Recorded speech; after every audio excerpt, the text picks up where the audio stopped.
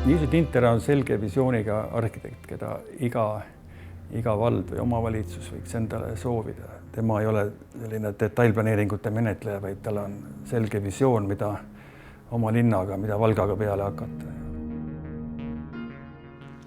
Me suutsime Valga saavutada olukorda, kus vähemalt vallavalitsuse tasandil, aga nüüd ma arvan, et ka laiema elanikkonna tasandil Valga endale tunnistas, et Valga on ka Hanef linn. Et Valga on linn, kus kolmandik elanikkonnast on viimase 30 aasta jooksul kadunud ja et need inimesed isegi keskperspektiivis ei tule tagasi.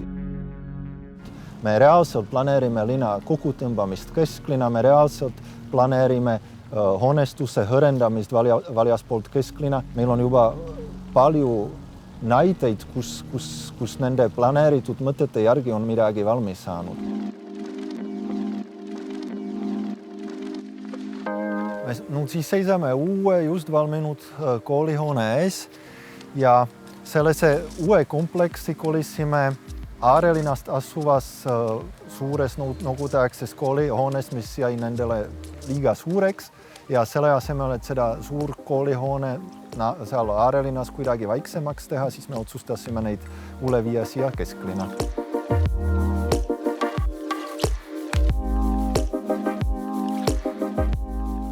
Iga maailma linna kõige suurem ressurss on kohalikud inimesed.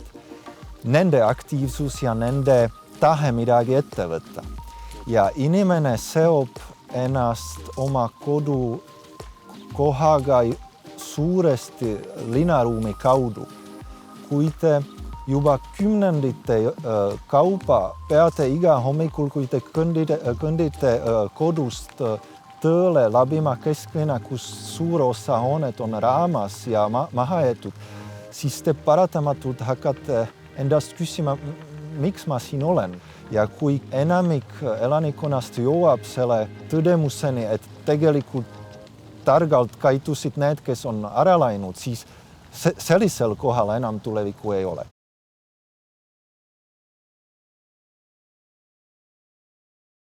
Kesklinnas on kõige rohkem need mahajäetud hooned ja raamast hooned just seetõttu, et need on keskmiselt vanemad hooned. Need hooned tavaliselt ei kuulu meile, aga selleks, et nende hoonete nagu tuleviku võimalust muuta, siis me peame midagi ette võtma selle linnaruumiga, mis on nende umber, sest kui on atraktiivne keskkond, siis nende hoonete väärtus ka tõuseb.